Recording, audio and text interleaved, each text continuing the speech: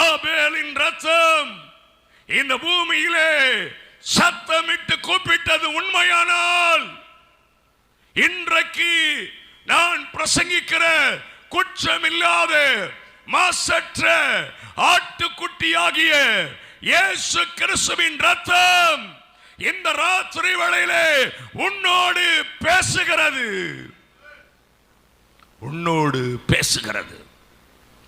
இந்த ரத்தம் விளையேறப்பட்ட ரத்தம், ஆபேலின் ரத்தம் ஆண்டவரை நோக்கி சத்தமிட்டது. இயேசு கிறிஸ்துவின் ரத்தத்தை குறித்து இன்றைக்கு 3 காரியங்களை உங்களுக்கு நான் பிரசங்கிக்க போகிறேன். அதற்கு முன்பாக சில வசனங்களை நான் சொல்லுகிறேன். 1 யோவான் 5ஆம் அதிகாரம் 6ஆம் வசனம், இயேசு கிறிஸ்துவாகிய இவரே ஜலத்தினாலும் இரத்தத்தினாலும் வந்தவர். ஜலத்தினாலே மாத்திரமல்ல, ஜலத்தினாலும் இரத்தத்தினாலும் வந்தவர் ஆவியானவர். சத்தியமாகையால் ஆவியானவரே சாட்சி கொடுக்கிறார். 1 யோவான் 5ஆம் அதிகாரம் 8வது வசனம், பூலோகத்திலே சாட்சியிடுபவைகள் 3, ஆவி, ஜலம், இரத்தம் என்பவைகளே. இம்மூன்றும் ஒருமைப்பட்டிருக்கிறது. எபேசியர் 2ஆம் அதிகாரம் 13ஆம் வசனம், இயேசு கிறிஸ்துவின் இரத்தத்தினாலே இன்றைக்கு சமீபமாகி விட்டீர்கள். முன்னே தூரமாய் இருந்தீர்கள், இன்றைக்கு இயேசு கிறிஸ்துவின் இரத்தத்தினாலே சமீபமாயிருக்கிறீர்கள். அதே எபிரேயர் 9ஆம் அதிகாரம் 22ஆம் வசனம், ரத்தம் சிந்துதல் இல்லாமல் பாவ மன்னிப்பு உண்டாகாது. எல்லா வேதங்களும் சொல்லுகிறது.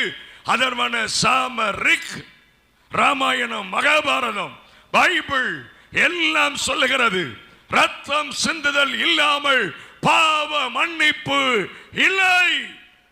அந்த ரத்தம் சிந்துதலினாலே பாவ மன்னிப்பின் நிச்சயத்தை கொடுத்த ஒரே ஒருவர் நான் பிரசங்கிக்கிற என் ஆண்டவராகிய இயேசு கிறிஸ்து. இன்றைக்கு வாலிபனே, வாலிப பிள்ளையே, தாயே, தகப்பனே, இந்த ராத்திரி வேளையிலே ஒரு ரத்தம் உண்மையில் சிந்தப்பட போகிறது. இந்த ஆலயத்திற்குள்ளாக இப்பொழுதே மனம் திரும்பு. எபிரேயர் 10ஆம் அதிகாரம் 22ஆம் வசனம், ரத்தத்தினாலே தைரியம், ரத்தத்தினாலே தைரியம். அந்த தைரியத்தோடு ஆண்டவர் பக்கமாய் வாருங்கள். சங்கீதம் 94:21 வாசித்து பாருங்கள். குற்றமில்லாத தேவனுடைய பிள்ளைகளே, இந்த வசனத்தை நான் வாசிக்கும் பொழுது மிகுதியாய் குத்தப்பட்டேன். குற்றமில்லாத ரத்தத்தை குற்றப்படுத்துகிறார்கள். ஆண்டவராக இயேசு கிறிஸ்து இந்த உலகத்திலே வாழ்ந்த பொழுது குற்றமில்லாத இயேசு கிறிஸ்துவின் ரத்தத்தை குற்றப்படுத்தினார்கள். விசுவாசினா சத்தியத்தை அறிந்தவர்கள் தான், ஞானஸ்நானம் எடுத்தவர்கள் தான், திருவிருந்து எடுத்துக் கொண்டிருக்கிறவர்கள் தான், செபிக்கிறவர்கள் தான், வேதம் வாசிக்கிறவர்கள் தான், அதே சமயம் ஆலயத்திற்கு ஒழுங்காய் வருகிறவர்கள் தான், ஊழியரை உபசரித்து ஊழியருக்கு ஏற்ற கனத்தை கொடுக்கிறவர்கள் தான். ஆனால் தேவனுடைய பிள்ளைகள் நீங்கள் அந்த இரத்தத்தினால் எப்படி விடுதலை ஆக்கப்பட்டிருக்கிறீர்கள்? லேவியராகமம் 17ஆம் அதிகாரம் 11ஆம் வசனம் சொல்லுகிறது, மாம்சத்தின் உயிர் இரத்தத்தில் இருக்கிறது. மாம்சத்தின் உயிர் இரத்தத்தில் இருக்கிறது. ரோட்டிலே ஒருவன் விபத்தாகி விழுகிறான், ரத்தம் கொட்டுகிறது, ஆம்புலன்ஸ் வந்து தூக்கி கொண்டு ஓடுகிறது. உள்ளே போன ரத்தத்தை போடு, பிபி எவ்வளவு இருக்குன்னு பாரு, சுகர் எவ்வளவு இருக்குன்னு பாரு, ரத்தம் அடிந்து கொண்டிருக்கிறது, ரத்தத்தை நிறுத்து. எவ்வளவு ரத்தம் தேவைப்படுகிறது, ரத்த வங்கியிலிருந்து எடுத்துக் கொண்டு வா. அது என்ன பாசிட்டிவ், என்ன நெகட்டிவ். ரத்தம் இல்லைன்னா ஒண்ணு இல்லை. ரத்தம் உறிஞ்சிருச்சுனா, ரத்த சரீரத்தில் இல்லைன்னா உயிர் இல்லை. மாம்சத்தின் உயிர், நம்முடைய ஜீவன் ரத்தத்தில் இருக்கிறது. இயேசு கிறிஸ்து கெத்செமனே தோட்டத்தில் முழங்கால் படியிட்டு ஜெபிக்கிறார். அவருடைய வியர்வை இரத்தத்தின் பெருந்துளிகளாய் தரையிலே விழுந்தது, சொட்டு சொட்டாய். இயேசு கிறிஸ்துவுடைய ரத்தம் ஜெபிக்கும் பொழுது தரையிலே விழுகிறது. யோசித்து பார், நீ எப்படி ஜெபிக்கிறாய், எப்படி முழங்கால் படியிடுகிறாய், எப்படி ஆண்டவரை நோக்கி பார்க்கிறாய். உனக்கும் ஆண்டவருக்கும் என்ன உறவு இருக்கிறது? உனக்கும் ஆண்டவருக்கும் என்ன ஐக்கியம் இருக்கிறது? அதிகாலை ஜெபம், இரவு ஜெபம், குடும்ப ஜெபம், தனியாய் ஜெபிக்கிற ஜெபம் உன் வாழ்க்கையில உண்டா? தேவ சித்தத்திற்கு ஒப்பு கொடுக்கும்படியாக கெத்செமனே தோட்டத்திலே முழங்கால் படியிட்ட இயேசு வியர்வை ரத்தத்தின் பெருந்துளிகளாய் தரையிலே விழமட்டும், ஆண்டவரே எனக்கு சித்தம் உண்டான காரியம் அல்ல, உம்முடைய சித்தம் எதுவோ அதை செய்யும். பிதாவின் சித்தம் இயேசு சாவது, பிதாவின் சித்தம் இயேசு அடிக்கப்படுவது, பிதாவின் சித்தம் இயேசு சிலுவையிலே தொங்குவது, பிதாவின் சித்தம் இயேசு சிலுவையை தூக்குவது, பிதாவின் சித்தம் கரடு முரடான பாதைகளிலே சிலுவை என்ற கொழு மரத்தை தன் தோளிலே ஏற்றுக்கொண்டு ஓடுவதுதான் பிதாவின் சித்தம். இயேசுவை கொண்டு வந்து கைது செய்து அவரை ஒரு இடத்திலே நிறுத்துகிறார்கள். குற்றத்தை கண்டுபிடிக்க முடியல. 39 முறை இயேசுவின் முதுகிலே சவுக்கால் அடிக்கும்படி ஒப்புக் கொடுக்கிறார்கள். இயேசுவை நடுவிலே 2 கரத்தை உயர்த்தி அவரை கட்டுகிறார்கள். இந்த பக்கம் ஒரு ரோம போர் சேவகன், இந்த பக்கம் ஒரு ரோம போர் சேவகன் கையிலே சவுக்கு வைத்திருக்கிறான். அந்த சவுக்கின் நுனியிலே 6 கொக்கிகள். அங்கிருக்கிற ஒருவன் வீச ஆரம்பித்த உடனே இயேசுவின் முதுகிலே அல்லையிலே 6 கொக்கிகள் அப்படியே போய் மாட்டும். சுண்டி எழுப்பான். 6 பக்கத்தில் இருக்கிற சதைகள் பீந்து கொண்டு வருவதற்கு முன் அங்கிருக்கிறவன் ஓங்கி அடிப்பான். அங்கிருந்தும் இயேசுவின் அந்த விழாவில் இருந்து அப்படியே சதை பீந்து கொண்டு வரும். 39 முறை முதுகெல்லாம் கிழிக்கப்பட்டு விட்டது, ரத்தம் அடிந்து கொண்டிருக்கிறது. ஒரு வார்த்தையும் சொல்லவில்லை. இன்றைக்கு 3 காரியத்தை சொல்லி அந்த 3 காரியத்தில் இருக்கிற விடுதலையை நான் உங்களுக்கு தேவ சமூகத்தில் ஜெபிக்க போகிறேன். முதலாவது யோவான் 19 அதிகாரம் 2 வசனம். முள்ளுகளால் ஒரு முடியை பின்னி அவர் சிரசின் மேல் வைத்தார்கள். முள்ளுகளால், பினாக்ரின்ஸ் என்று சொல்லப்படுகிற விஷமுள் ஒரு கிரீடமாய் பண்ணி அதை இயேசுவின் சிரசிலே சூட்டுகிறான். ஒரு ரோம போர் சேவகன் இயேசுவின் தலையில் இருக்கிற அந்த முள்முடியின் மேல் ஒரு கோலை எடுத்து ஓங்கி அடிக்கிறான். ஒரு விரல் நீளமுள்ள அந்த முள் இயேசுவின் மண்டையை துளைத்தது. சாரோனின் ரோஜா, அழகானவர், லீலி புஷ்பம், ரூபவதியானவர், புறாவின் கண்களை உடையவர், பொன்னிறமான முடியை கொண்டவர், அழகானவர், அருமையானவர், அந்த கேடடைந்தார். அருமை பாஸ்டர் டேவிட் லிவிங்ஸ்டன் அவர்கள் பாடினார், பூரண அழகுள்ளவரே. அதில் ஒரு வரி வருகிறது பாருங்கள், அந்த கேடடைந்தார். எத்தனை அழகான இயேசு! யூதர்களில் அழகானவர், பொன்னிறமான முடி, புறாவின் கண்கள் இப்பொழுது இரத்த கண்களாய் மாறுகிறது. கண்ணங்கள் எல்லாம் சிவப்பாய் இருக்கிறது. இந்த தலையில் சூடப்பட்ட முட்கிரீடம், அந்த முள்ளுகளினால் தலையை தொலைத்த அந்த தலையிலிருந்து வடிந்த ரத்தம் எதை குறித்தது? சாபத்தை முறிக்கிறதை குறிக்கிறது. இன்று இரவு உன் சாபத்தை இயேசு முறிக்கப் போகிறார். பரம்பரை சாபத்தை முறிக்கப் போகிறார். தலைமுறையின் சாபத்தை முறிக்கப் போகிறார். பூர்வ காலத்தின் சாபத்தை முறிக்கப் போகிறார். 3ஆம் 4ஆம் தலைமுறையின் சாபத்தை முறிக்கப் போகிறார். உன் கணவனால், உன் மனைவியினால், உன் பிள்ளைகளினால், உன் மூதாதையர்களினால், உன் பூர்வத்தில் வெளிப்பட்டவர்களின் மூலமாய், தாத்தா பாட்டி தகப்பன் யார் மூலமாய் வந்த சாபம் இன்றைக்கு இயேசு கிறிஸ்துவின் நாமத்தினாலே இந்த ஆலயத்தில் இருக்கிற ஒவ்வொருவர் மேலும் உள்ள சாபத்தை ஆண்டவர் உடைக்கிறார். ஆண்டவர் உடைக்கிறார். ஆண்டவர் உடைக்கிறார். சில வருடங்களுக்கு முன்பு திருப்பூரில் ஆசீர்வாத பெருவிழாவுக்கு சென்றேன். 4வது நாள் கூட்டம் முடிந்தது. 5வது நாள் ஞாயிற்றுக்கிழமை காலை 3 சபைகளிலே பிரசங்கம் பண்ணிவிட்டு ஒரு ஹோட்டலிலே சாப்பிடுவதற்காக அந்த மீட்டிங் நடத்தின கோஆர்டினேட்டர் எங்களை அழைத்து கொண்டு சென்றார். போகிற வழியில் அந்த கோஆர்டினேட்டருக்கு ஒரு போன்.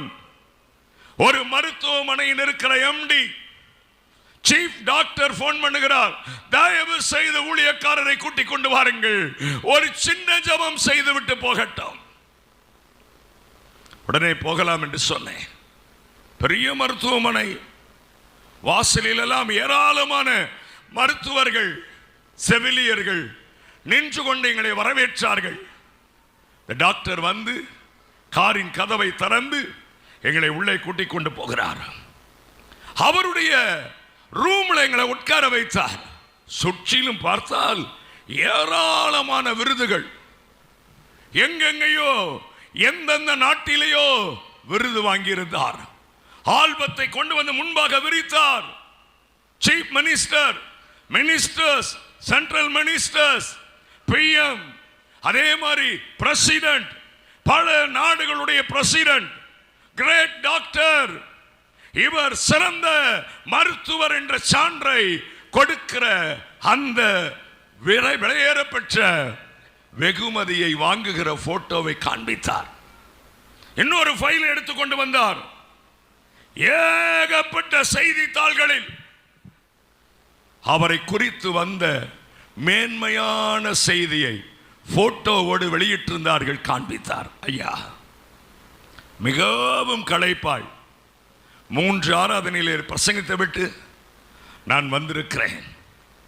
இரவு பப்ளிக் மீட்டிங், ஆயிரக்கணக்கான மக்களுக்கு பிரசங்கித்து ஜெபிக்க வேண்டும். எதற்காக ஜெபிக்க வேண்டும் ஐயா? கையை பிடித்தார், அவருடைய வீட்டிற்கு கொண்டு சென்றார். பெரிய ஹால். அந்த ஹாலிலே 12 வயது, 9 வயது, அதே சமயம் 6 வயது 3 பிள்ளைகள் படுத்திருந்தார்கள். தலை பெருசா இருக்கு, சரீரம் சிறுத்து இருக்கிறது. வேலைக்காரிகள் அருகிலே நின்று கொண்டிருக்கிறார்கள். ஐயா, இந்த 3 பிள்ளைகள், முதல் குழந்தை இப்படி பிறந்தது, 2வது குழந்தை நார்மலா இருக்கும், அதுவும் அப்படி பிறந்தது, 3வது குழந்தை நார்மலா இருக்கும், அதுவும் அப்படியே பிறந்தது. ஐயா, ஐயா, இந்த 3 பிள்ளைகளும் பேச மாட்டாங்க, வாய் திறக்க மாட்டாங்க. எப்பாவது வாய் திறக்கும் பொழுது செர்லாக்கோ ஹார்லிக்ஸோ கஞ்சியை ஊற்றுவதற்காக சர்வன்ஸை வைத்திருக்கிறேன். கொஞ்சம் டிஸ்டன்ஸ்ல ஒரு லேடி நைட்டியை உடுத்தி கொண்டு தலைவிரி கோலமாய் அப்படியே விரிப்பதை போல எங்களை பார்த்து கொண்டிருந்தார். நான் கேட்டேன், அவர்கள் யார்? சிறந்த மருத்துவர், என்னை விட மருத்துவ படிப்பு படித்தவர்கள். அவர்கள் என் மனைவி. அவள் மூலமாகத்தான் இவ்வளவு பெரிய மருத்துவமனை. 3 பிள்ளைகள் இப்படி ஆகிவிட்டார்கள் என்று பைத்தியம் பிடித்தவளை போல உட்கார்ந்து கொண்டிருக்கிறாள். ஐயா, இந்த பிள்ளைகளை நான் கூட்டிக் கொண்டு போகாத மருத்துவமனையே இல்லை. வெளி தேசத்துக்கும் கூட்டிட்டு போயிட்டேயா, நிறைய கண்ட்ரீஸ்ல கொண்டு போய் சிறந்த மருத்துவரை வச்சு பார்த்துட்டேன். கடைசியா நியூயார்க்ல வந்தேன். என் 3 பிள்ளைகளை பல முறை பரிசோதித்த மருத்துவர் தனியா என்னை அழைத்துக் கொண்டு போய் ஒரு அறையில உட்கார வைத்து, ஐயா, உங்கள் 3 பிள்ளைகளுக்கு குணமே ஆகாது, குணமே ஆகாது. அந்த 3 பிள்ளைகள் சாகவும் மாட்டார்கள். நீங்கள் ஒன்று செய்யுங்கள் ஐயா, கலெக்டரிடத்தில் போய் பேசுங்கள், கருணை கொலை செய்து விடுங்கள், விஷ ஊசி போட்டு அந்த பிள்ளைகளை கொலை செய்து விடுங்கள். ஐயா, இருதயமே சுக்கு நூறாய் உடைந்து விட்டது ஐயா. அந்த பிள்ளைகள் 3 பேரையும் இங்கே கொண்டு வந்து கிடத்தி விட்டேன். எப்படி ஐயா கொலை செய்ய முடியும்? என்னை பார்த்து கொண்டிருந்தவர் தேம்பி தேம்பி அழுதார். ஐயா, நான் செய்த பாவம், எத்தனை பெண்களை ஏமாற்றி இருக்கிறேன். இந்த மருத்துவமனையிலே எவ்வளவு பணத்தை வாங்கி எத்தனை பெண்கள் தவறான முறையிலே கருத்தரித்தவருடைய கருவை களைத்திருக்கிறேன். எத்தனை பெண்களோடு நான் பாவம் செய்தேன், திருமணம் செய்கிறேன் என்று சொல்லி எத்தனை பெண்களை ஏமாற்றினேன். ஐயா, நான் செய்த பாவம் என் பிள்ளைகளுக்கு சாபமாய் எனக்கு வந்துவிட்டது. ஐயா, என்ன செய்யணும் இப்போ? ஐயா, என் பிள்ளைங்க 3 பேரும் சாகிறதுக்கு ஜெபம் பண்ணுங்க. என் பிள்ளைகள் 3 பேரும் சாகிறதுக்கு ஜெபம் பண்ணுங்க ஐயா. விஷ ஊசி போட்டு என் பிள்ளைகளை கொலை செய்ய முடியாது, பிளீஸ். எனக்கு கையோடல காலோடல, மிகவும் அழுதேன். பசி போய்விட்டது, தூக்க மயக்கம் போய்விட்டது, எல்லாம் மறந்து விட்டது. 3 பிள்ளைகளுடைய நடுவிலே முழங்கால் படியிட்டேன். இயேசு சொன்னார், அந்த 3 பிள்ளைகளை நான் எடுத்துக்கொள்கிறேன், அந்த 3 பிள்ளைகளை நான் எடுத்துக்கொள்கிறேன். நாளை மாலைக்குள் இந்த 3 பிள்ளைகளும் மரித்து போய்விடுவார்கள். மாலை கூட்டம் முடிந்தது. எங்க கோயம்புத்தூர் 42 கிலோமீட்டர் தான். வீட்டிற்கு போனேன். என் அறைக்குள்ளாக உட்கார்ந்தேன். சாப்பிட மறுத்தேன். அழ ஆரம்பித்தேன். இந்த சம்பவம் என் உள்ளத்தை உடைத்தது. சிஎஸ்ஐ சபையை சேர்ந்தவர் அல்ல, லுத்தரன் சபையை சேர்ந்தவர் அல்ல, கேத்தலிக் சபையை சேர்ந்தவர் அல்ல, பெந்தேகோஸ்தே சபையை சேர்ந்தவர். இருதயம் சுக்குநூறாய் உடைந்தது. கதறிக்கொண்டே இருக்கிறேன், கதறிக்கொண்டே இருக்கிறேன். இப்படி ஒரு ஜெபத்தை ஏறெடுக்க செய்து விட்டீரே ஆண்டவரே. கதறினேன், கதறினேன். சாயங்காலம் 7 மணிக்கு ஒரு அழைப்பு வருகிறது. ஐயா, என் பிள்ளைகள் 3 பேரும் அரை மணி நேரத்திற்கொருவர், அரை மணி நேரத்திற்கொருவர் என்று மரித்து போய்விட்டார்கள். நாளை காலம் அடக்கம் ஐயா. எங்க சபை போதகரிடத்தில் சொல்லிவிட்டேன், நீங்கள் தான் வந்து அடக்கம் செய்ய வேண்டும். அடுத்த நாள் காலை போனேன். 3 பெட்டியில் 3 பிள்ளைகளுடைய பிணம். அந்த தகப்பன் அத்தனை கூட்ட மக்களுக்கு முன்பாக அழுதார். நான் செய்த பாவம் சாபமாய் பிறந்தது.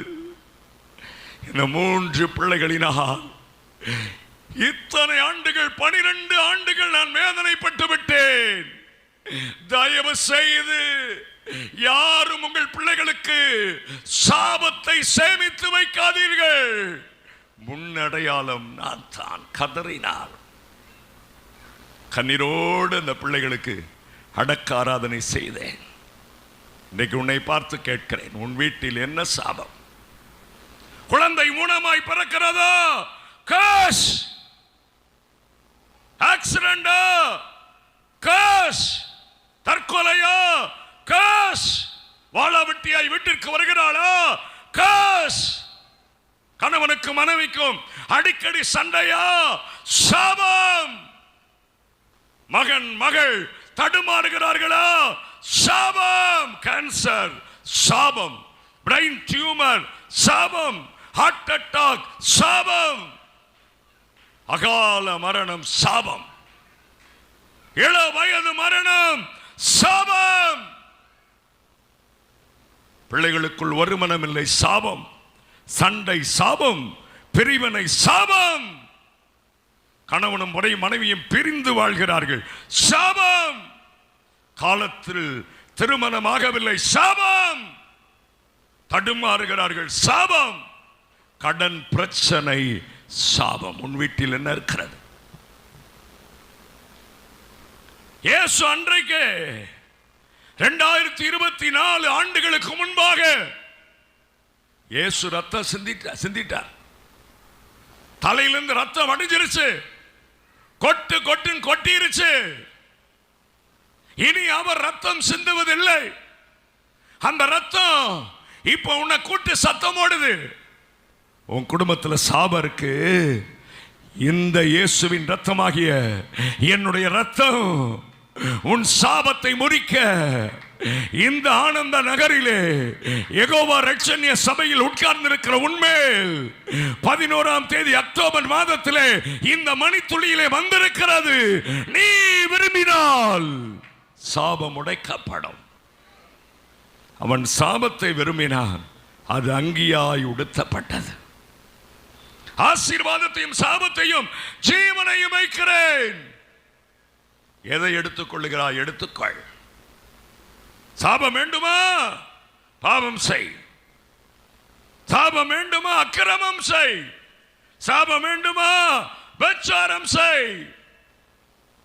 ஆண் செய்த பாவம் குமாரனை தாக்கும், பெண் செய்த பாவம் குமாரத்தியை தாக்கும். உங்கள் வீட்டில் என்ன சாபம்? படிக்கவே முடிய மாட்டேங்குதுயா, சாபம். ஃபெயில் ஆயிட்டே இருக்கிறான் ஐயா, சாபம். நார்மலா இல்லையா, சாபம். பேச மாட்டேங்கிறாயா, ஊமை, சாபம். கேட்க மாட்டேங்குதியா, செவிடு, சாபம். நடக்க மாட்டேங்குதியா, போலியோ அட்டாக்கியா, கால் குட்டையா இருக்குதுயா, எழும்பி நடக்க முடியலையா, பக்கவாதம் சாபம், ஸ்ட்ரோக் சாபம். இரண்டாவது பைபிள் சொல்லுகிறது, அப்போஸ்தலர் 2ஆம் அதிகாரம் 23வது வசனம். அக்கிரமக்காரருடைய கைகளினாலே சிலுவையில் இயேசுவை ஆணி அடித்து கொலை செய்தார்கள். அதற்கு முன்பாக சாபத்திற்கு ஒரு வசனம் சொல்லுகிறேன். கலாத்தியர் 3:13. மரத்திலே தூக்கப்பட்ட எவனும் சபிக்கப்பட்டவன் என்று எழுதியிருக்கிறபடி கிறிஸ்து எனக்காக சாபமாகி நியாய பிரமாணத்தின் சாபத்திற்கு என்னை நீங்களாக்கி மீட்டுக் கொண்டார். இரண்டாவது, இயேசுவின் கைகளிலே ஆணி. இயேசுவின் உள்ள கையிலே 6 அங்குலம் நீளமுள்ள ஆணி. எத்தனை அற்புதத்தை கையிலே செய்தார். குஷ்ட ரோகியை தொட்ட கரம், 5 அப்பம் 2 மீனை கையில் ஏந்தின கரம். 2 கைகளில் ஆணி அடிக்கிறார்கள். ஒரு சின்ன முள் குத்தினால், குண்டூசி குத்தினால், அல்லது ஸ்டேப்லர் பின் குத்தினால், அல்லது ஏதாவது கொசு கடித்தால் ஐயோ அலறுகிறோம். 6 அங்குலம் நீளமுள்ள ஆணியை இயேசுவின் கைகளில் அடிக்கிறார்கள். தேவ ஜனமே, உன் கைகளில் நீ என்ன செய்தாய்? பரிதானம் வாங்கினாயா? பரிதானம் கொடுத்தாயா? தேவனுக்கு விரோதமாய் நடந்தாயா? கைகளினால் பாவம் செய்தாயா? நீ செய்த பாவத்திற்கெனங்க இயேசுவின் கைகளிலே ஆணி குத்திவிட்டார்கள். சுத்தியில் எடுத்து அடித்து விட்டார்கள். கைகளிலிருந்து ரத்தம் வடிகிறது. இயேசுவின் கைகளிலிருந்து ரத்தம் வடிகிறது. சகோதரனே, சகோதரியே, ஆவிக்குரிய மகளே, ஆவிக்குரிய மகனே ஓடிவா, ஆண்டவரிடத்திலே ஓடிவா.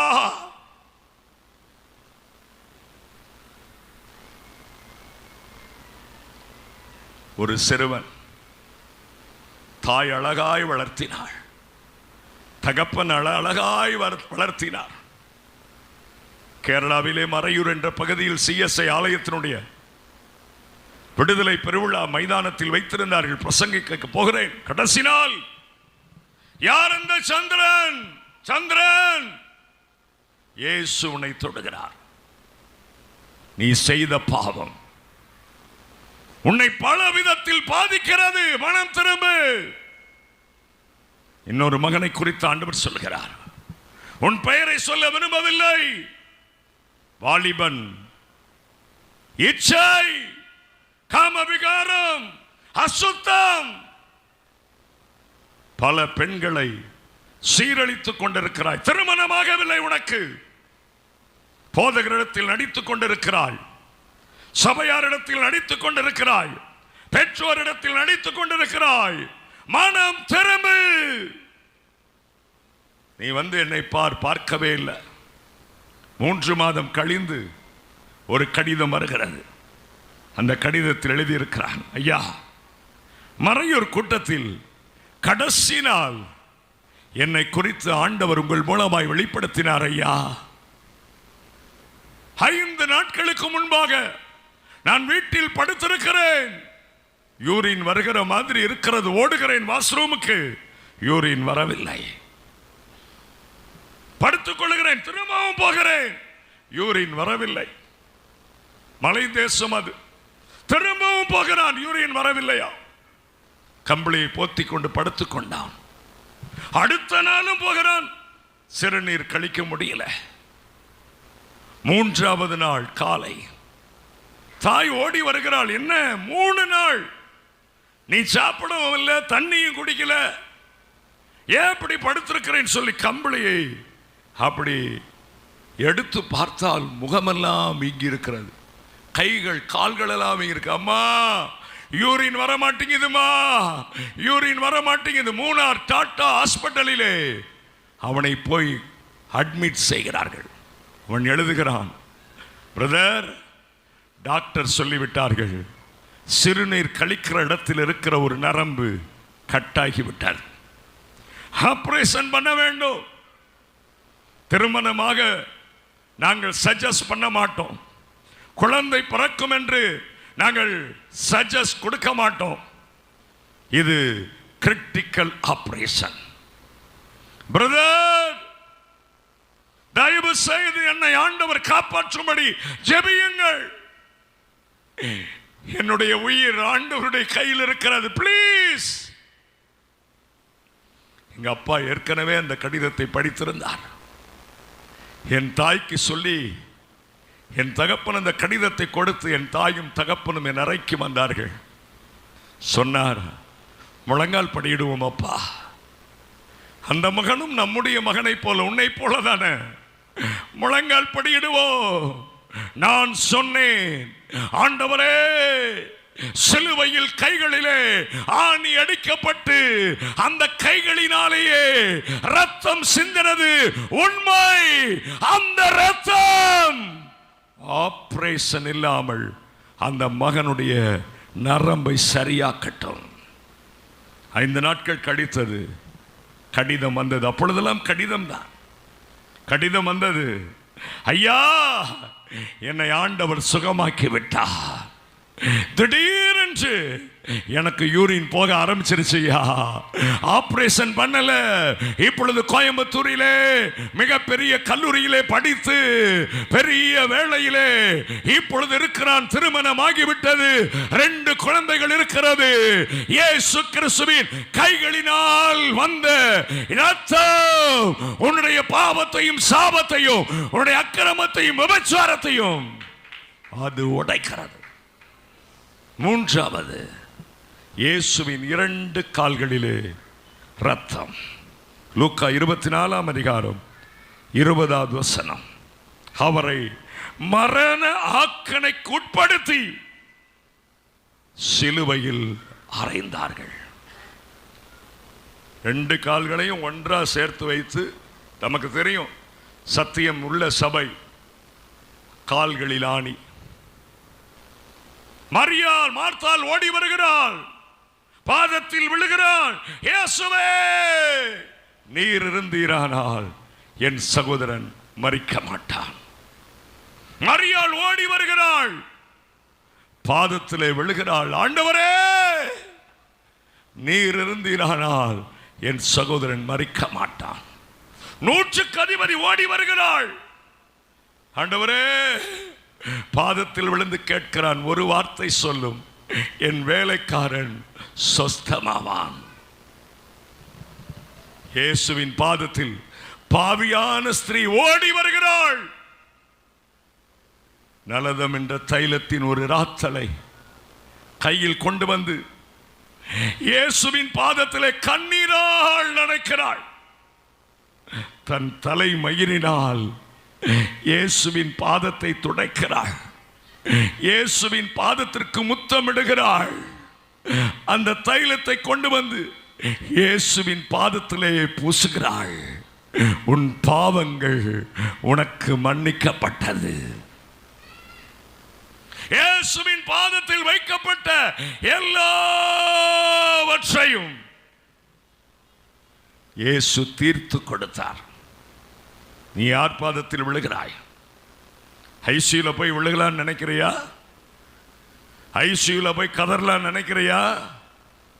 தேவ சமூகத்திலே நின்று சொல்லுகிறேன், யாரும் உன்னை இனிமேல் விடுவிக்க முடியாது.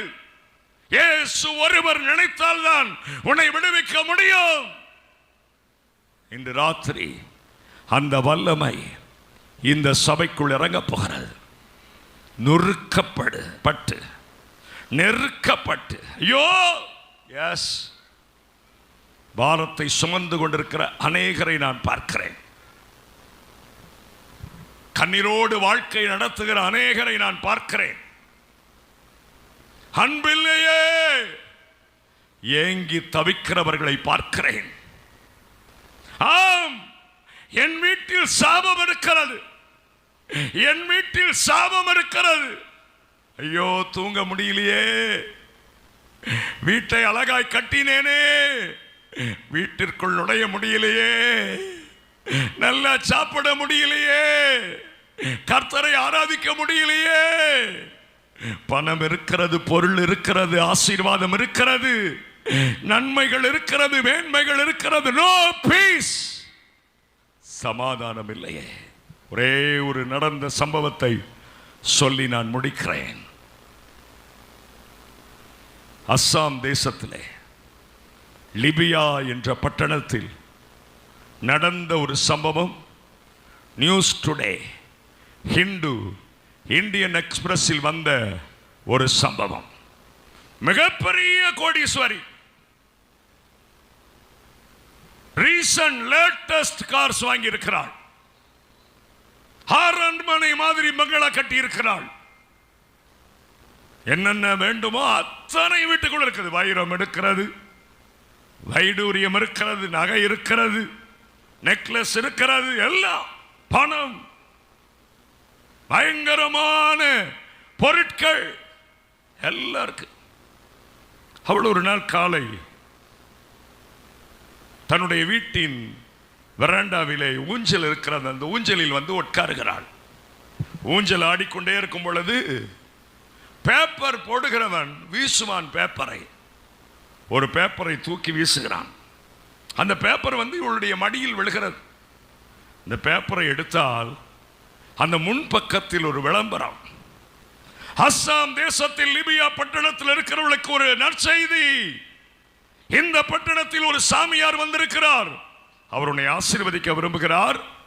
இந்த இடத்தில் சாமியார் இருப்பார். இன்று கடைசி நாள், வந்து சாமியார் இடத்தில் ஆசி பெற்றுக் கொள்ளுங்கள். வீட்டிற்குள் சென்றாள். நல்ல ஒரு பட்டுப்புடவை எடுத்து உடுத்தினாள். விளையேறப்பட்ட நகை எடுத்து அணிந்தாள். நல்ல அருமையான செருப்பை போட்டாள். மிக உயர்ந்த சென்ட் பெர்ஃபியூமை தன் தலையிலிருந்து கால் வரைக்கும் அடித்தாள். நேராய் விலை உயர்ந்த லேட்டஸ்ட் காரை எடுக்க சொல்லி டிரைவர்கிட்ட சொல்லுகிறார், இந்த இடத்திற்கு போ.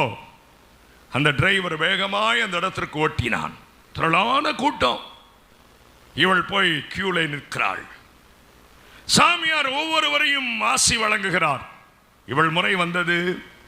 சாமியார் கேட்கிறார், உனக்கு நான் எதற்காக ஆசி வழங்க வேண்டும்? எல்லாம் இருக்கிறது சாமியார், இப்ப என்ன உனக்கு வேண்டும்? சும்மா உங்க கையை தலைமையில வச்சிருங்க. தலைமையில வைத்து ஆசீர்வதித்தார். நேராய் காருக்கு வந்தாள். என்ன இந்த சாமியார் நம்மளை ஆசீர்வதிச்சிட்டாரு, இந்த சாமியாருக்கு ஒன்றும் வெகுமதி நாம கொடுக்கலையேன்னு சொல்லி கியூல போய் நின்றா. கியூல போய் நின்றவள் சாமியார் இவளை பார்த்தார். நீ எதற்கு நின்று கொண்டிருக்கிறாய்? உனக்குத்தான் நான் ஆசீர் வழங்கி விட்டேனே. இல்ல சாமியார், நான் ஒரு பெரிய கோடீஸ்வரி, நிறைய ஆசீர்வாதம் எங்கிட்ட இருக்குது. எங்கிட்ட இல்லாத பொருட்கள், இல்லாத நகைகள் ஒன்றுமே இல்லை. எல்லாம் நான் வாஞ்சிக்கிறது, விரும்பினது, விரும்பாதது எல்லாம் இருக்கு சாமியார். உங்களுக்கு நான் ஏதாவது செய்ய விரும்புகிறேன். What you want? உங்களுக்கு என்ன வேணும்? சாமியார் சொன்னார், எனக்கு ஒன்று வேண்டாம், நான் முற்றிலும் துறந்தவன். இல்லை சாமியார், நீங்க வாங்கி ஆகணும். இல்லம்மா, நான் வாங்குவது கிடையாது, நான் ஆசீர்வதிக்க தான் வந்திருக்கிறேன், யார்கிட்டையும் வெகுமதி வாங்க வரல. இல்ல சாமியார், உங்களுக்கு நான் கொடுக்கணும். கம்பல் பண்ணி பேசின உடனே சாமியார் சொன்னார், இந்த உலகத்திலேயே நீ எதை அதிகம் நேசிக்கிறாயோ அதை கொண்டு வந்து எனக்கு கொடு. நமக்கு புரியல சாமியார் என்ன சொல்லுகிறீர்கள்? இந்த உலகத்திலேயே நீ எதை அதிகமாய் விரும்பி, எதை அதிகமாய் நேசிக்கிறாயோ அதை கொண்டு வந்து எனக்கு கொடு. மீண்டும் பக்கத்திலே போனால், சாமியார் எனக்கு தெளிவாய் சொல்லுங்கள், நீதான் என்னென்னமோ வச்சிருக்கிறேன்னு சொல்றியே, எதன் மேல் அதிக அதிக அதிக ஆசை வைத்திருக்கிறாயோ கொண்டு வந்து கொடு, நான் வாங்கிக்கிறேன். காரில் போய் உட்கார்ந்தா. காரை பார்க்கிறாள், பிடிக்கவில்லை. வீட்டுக்கு முன்னாலேயே காரை நிறுத்த சொல்றா. வீட்டினுடைய எலிவேஷனை பார்க்கிறாள், வீட்டை பார்க்கிறாள், பிடிக்கவில்லை. வீட்டுக்குள் ஓடுகிறாள். ஃபர்னிஷ் பண்ணப்பட்டிருக்கிறது, அழகான லைட், அழகான பொருட்கள், பிடிக்கல. ஓடுகிறாள். அந்த வீட்டில் வைத்திருக்கிற பணம், நகை வைத்திருக்கிற அறையில் பீரோவை திறக்கிறாள், கபோர்டை திறக்கிறாள், ஒண்ணுமே பிடிக்கல. அலங்காரமான பொருட்கள் பிடிக்கல. ஆசை ஆசையாய் சமையல் ரூம்ல அத்தனை வேலைப்பாடுகளை செய்திருக்கிறாள். போய் பார்க்கிறாள், பிடிக்கவில்லை. ஆஃப்டர் ஆல், ஒரு சாமியார் நம்ம பட்டணத்திற்கு வந்து அவர் கேட்கிறதை என்னால் கொடுக்க முடியலையே, எதன் மேலையும் எனக்கு விருப்பம் இல்லையே, பைத்தியக்காரியை போலாகிவிட்டாள். தலையில் இருக்கிற ஜடையை அவிழ்த்து விட்டு ஓடி போய் தன் பெட்ரூமிலே விழுகிறாள், குப்பரப்படுத்து. நான் ஆசை ஆசையாய் வாங்கின நகை எனக்கு பிடிக்கலையே, வச்சிருக்கிற கட்டுக்கட்டான பணம் எனக்கு பிடிக்கலையே, நான் கட்டின வீடு எனக்கு பிடிக்கலையே, லேட்டஸ்ட் கார் எனக்கு பிடிக்கலையே. அப்படி சொல்லிக் கொண்டிருக்கும் பொழுது 3 வயது மகள் இந்த தாயினுடைய காலை சுரண்டினாள். மம்மி மம்மி மம்மி தட்டினாள், எழுப்பினாள். அந்த பிள்ளையை மார்போடு தழுவிக்கொண்டு முத்தம் கொடுக்கிறா. முத்தம் கொடுக்க கொடுக்க கொடுக்க கொடுக்க அந்த சாமியாரிடத்தில் இருந்த பிசாசு இவள் காதுகளிலே துணிக்கிறது. இந்த உலகத்தில் எதை அதிகமாய் விரும்புகிறாய்? இந்த உலகத்தில் எதன் மேல் அதிக நேசம் வைத்திருக்கிறாய்? இந்த உலகத்தில் எதன் மேல் அதிக பாசம் வைத்திருக்கிறாய்? குழந்தையை தூக்கி கொண்டு ஓடினாள். சமையல் அறையிலே அருவாள் எடுத்துக்கொண்டு துண்டு துண்டாய் குழந்தையை வெட்டினாள். அடுப்பிலை வைத்து மசாலை போட்டு சமைத்தாள். ஹாட் பேக்கில் வச்சுட்டு டிரைவரோடு, டிரைவர் வேகமாய் வண்டியை ஓட்டு, ஓடினாள். அந்த ஆசிரமத்தில் சாமியார் இருந்தார். போய் கியூவில் நின்றாள். ஒரு ஹாட் பேக்கோடு நின்று கொண்டிருக்கிறாள். சாமியார் என்னம்மா அதுன்னு கேட்டார். ஐயா, இந்த உலகத்தில் நான் நேசிக்கிறதை சமைத்து வந்திருக்கிறேன், நீங்களும் உங்கள் சீடரும் சாப்பிடுங்கள். உடனே சாமியார் அதை வாங்கினார், சீடர்களிடத்திலே கொடுத்தார். ஒரு சீடன் அதை திறந்து ஒரு சின்ன துண்டை வாயிலே போட்டான், காரி துப்பி விட்டான். சாமியார், இது புசிப்பதற்கேற்ற மாம்சம் இல்லை சாமியார். அவள் பைத்தியம் பிடித்தது போல சாமியாருடைய பக்கத்தில் நின்று கொண்டிருக்கிறாள். வாமா, என்ன கரியாது? சாமியார், என் பிள்ளையினுடைய மாம்சம். பக்கத்தில் காவலர்கள் இருந்தார்கள். அவளை அரெஸ்ட் பண்ணி லிபியா சிறையில் ஆயுள் தண்டனை கைதியாயிருக்கிறாள். ஃப்ரண்ட் பேஜில் times today, Indian express, Hindu, பல ஆங்கில நாளேடுகளிலே அந்த நியூஸ் வெளியே வந்தது. இந்த உலகத்திலேயே அதிகமாய் பாசம் வைத்து ரத்தத்தை சிந்தி உன்னை விலைக்கு வாங்கி இருக்கிற இயேசு மரித்த தெய்வம் அல்ல, உயிரோடு எழும்பின தெய்வம். உயிரோடு எழும்பின தெய்வம், பரத்திற்கு எடுத்துக் கொள்ளப்பட்ட தெய்வம். பெந்தேகோஸ்தே நாளிலே 50வது நாளிலே மேலறையில் கூடியிருந்த 120 பேர் மேல் இறங்கின அபிஷேகத்தின் தேவன் இன்றைக்கு உன் பக்கமா வந்திருக்கிறாரு. ஒரு சொட்டு ரத்தம் உன் தலையில் விழுந்தா போதும். ஒரு சொட்டு ரத்தம். நீ வச்சிருக்கிற கோடி யாருக்கு வேணும்? நீ வச்சிருக்கிற பெரிய வீடு யாருக்கு வேணும்? நீ வச்சிருக்கிற பெரிய வாகனம் யாருக்கு வேணும்? உன்னை ஆண்டவர் தன்னுடைய ராஜ்யத்திற்கு சேர்த்து கொள்ள அவருடைய ரத்தத்தினால் நீ ஆண்டவருக்கு சமீபமானால் போதும், கிருபாசன தண்டையில் சேர்ந்தால் போதும். இன்றைக்கு உபாகமம் 23:5 அதை ரிலே பண்ணுங்க தம்பி. உபாகமம் 23:5 அந்த வசனத்தை சொல்லி முடிக்கிறேன். உன் தேவனாகிய கர்த்தர் பிலேயாமுக்கு செவி கொடுக்க சித்தமில்லாமல் உன் தேவனாகிய கர்த்தர் உன்மேல் அன்பு கூர்ந்தபடியினால் உன் தேவனாகிய கர்த்தர் அந்த சாபத்தை, முந்தின சாபத்தை இன்றைக்கு உனக்கு ஆசீர்வாதமாய் மாற பண்ண போகிறார். கையை தட்டி இருக்கிற இடத்துல நீங்கள் பார்க்கலாம். எல்லாரும் கண்களை மூடிக்கொண்டிருக்கும் பொழுது, உங்க குடும்பத்தில் சாபம் இருக்கு, உங்க குடும்பத்தில் சாபம் இருக்கு. நான் கீழே இறங்கி தீர்க்க தரிசனம் சொல்ல மாட்டேன்.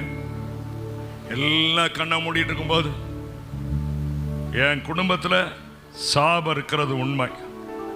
இந்த சாபத்திலிருந்து இயேசு என்னை விடுவிக்கணும்னு சொல்றவங்க மாத்திரம் உங்க கைகளை உயர்த்தி உடனே கீழே போட்டுருங்க. கைகளை உயர்த்தி உடனே கீழே போட்டுருங்க. அடுத்த பார்க்கறதுக்குள்ள. ஆமென். Thank you pastor. விடுதலை நாயகன் அந்த பாடலை போதகர் பாடுவார். விடுதலை நாயகன். அந்த வேளையில சாபம் உடைக்கப்பட போகிறது. சாபம் உடைக்கப்பட போகிறது.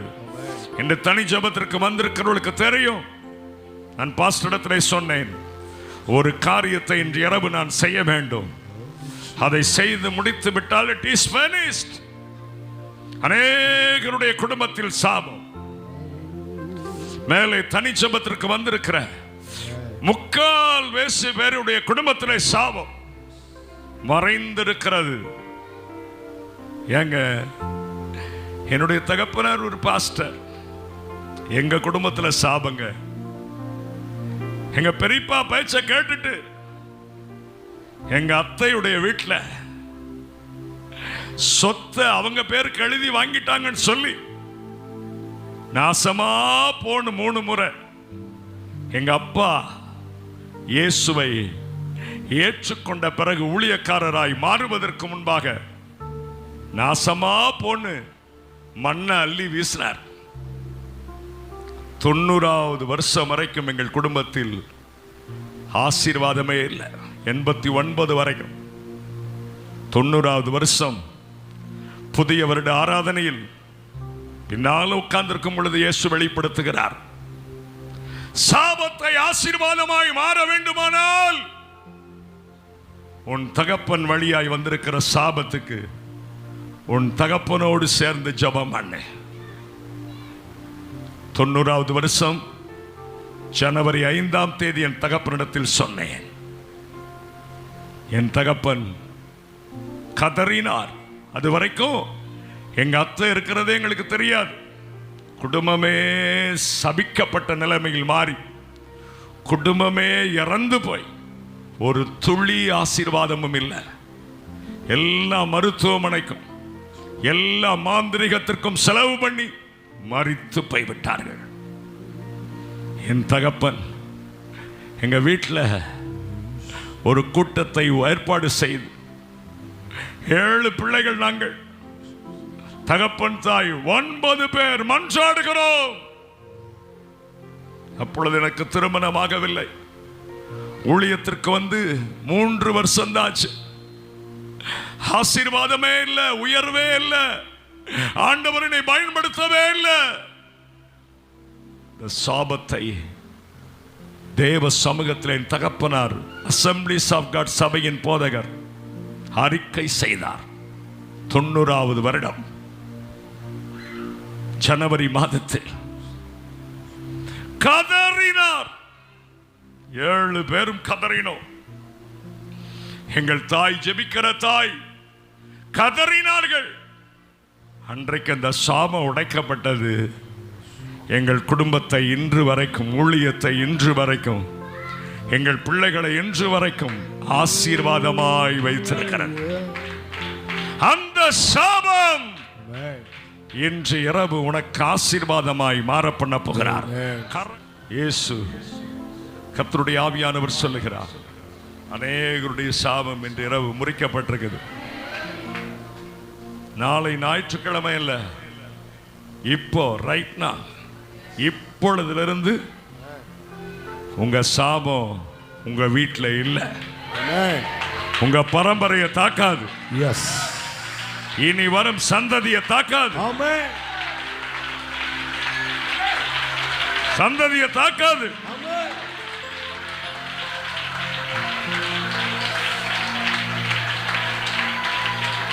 நீயும் உன் குடும்பமும் கர்த்தருடைய கையில் இருந்து ஆசீர்வாதம், தேவனுடைய கையில் இருந்து ஆசீர்வாதம் வருகிறது. தேவனுடைய கையில் இருந்து நன்மை வருகிறது. தேவனுடைய கையில் இருந்து மேன்மை வருகிறது. தேவனுடைய கையில் இருந்து உயர்வு வருகிறது. தேவனுடைய கையில் இருந்து மேன்மை வருகிறது. அந்த சாபத்தை உனக்கு ஆசீர்வாதமாய் மாறப்படுகிறார். சிறுமைப்படுத்தப்பட்ட நாட்களுக்கும் துன்பத்தை கண்ட வருஷங்களுக்கும் சரியாய் மகிழ்ச்சியாக்குகிறார். தேவரீர், நீர் சகலத்தையும் செய்ய வல்லவர். ஆண்டவர் இதுவரைக்கும் செய்ய நினைத்த காரியம் தடைபடாமல் இப்பொழுது இப்பொழுது இப்பொழுது இப்பொழுது இப்பொழுது இப்பொழுது உன் குடும்பத்தில் ஆரம்பித்து வைக்கிறார். டொனால்ட் ஆபிரகாம் ஆகிய நான் அல்ல, பிதா, குமாரன், பரிசுத்த ஆவியானவருடைய வல்லமையுள்ள நாமத்தினாலே நம்முடைய பிள்ளைகளுடைய சாபம் நீங்கி நீர் ஆசீர்வாதத்தை, மகிழ்ச்சியை, மேன்மையை துவங்கி வைக்கிறேன். நம்பிக்கையுடைய சிறைகளப்பா இன்னைக்கு அரணுக்கு திரும்பிட்டாங்க. இரட்டிப்பான நன்மையை தந்துட்டீங்க. டுடே, இன்றைக்கு தருகிறீ. யோபின் முன்னிலைமை பார்க்கலாம், பின்னிலைமை ஆசீர்வதித்து டபுள் பிளஸிங், இரண்டத்தனையான ஆசீர்வாதம் நம்முடைய பிள்ளைகளுக்கு வந்து விட்டதப்பா. மனதார ஆசீர்வதிக்கிறேன். இயேசு கிறிஸ்துவின் நாமத்தில் வேண்டிக் கொள்கிறோம் நல்ல பிதாவே, ஆமென்.